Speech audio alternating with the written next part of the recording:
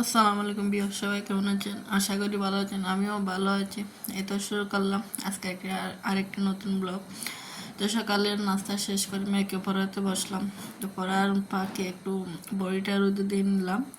আর এদিকে ওদের বান্ধবীর সাথে স্কুলে চলে যাইতেছে।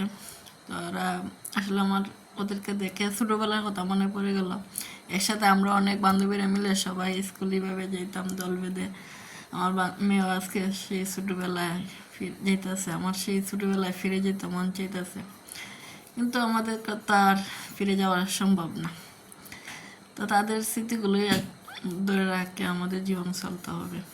মেয়ে যেতেছে, আর ভাবতেছি যে আমি তো একদিন এভাবে বান্ধবীদের সাথে গল্প করে করে স্কুলে যেতাম।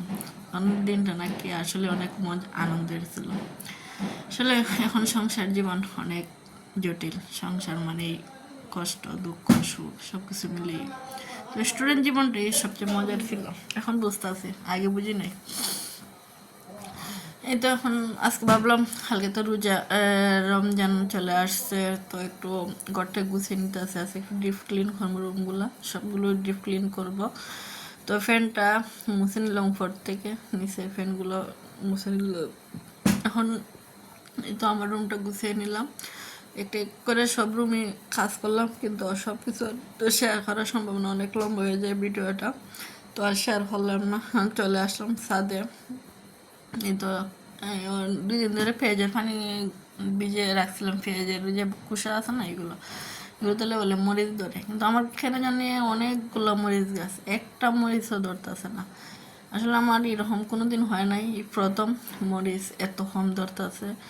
আমার সব গাছের ফলন ভালোই হয়, কিন্তু মরিচ কেন হয় না এবার বুঝতে পারতেছি না। তো একটা ভিডিওতে দেখলাম পেঁয়াজের পানি দিলে বলে মরিচ ভালো আসে। তো দিলাম, দেখি কি হয়। আসলে রিচি গেছে আল্লাহ রাতে, সবটা এক এক করে দিয়ে দিলাম গাছে, পানিও দিলাম।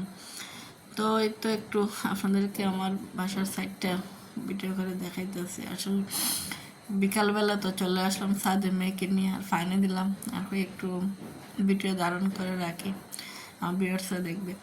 তো এখন নিচে আসলাম পানি দিতে, গাছে এক করে পানি দিয়ে দিতেছি।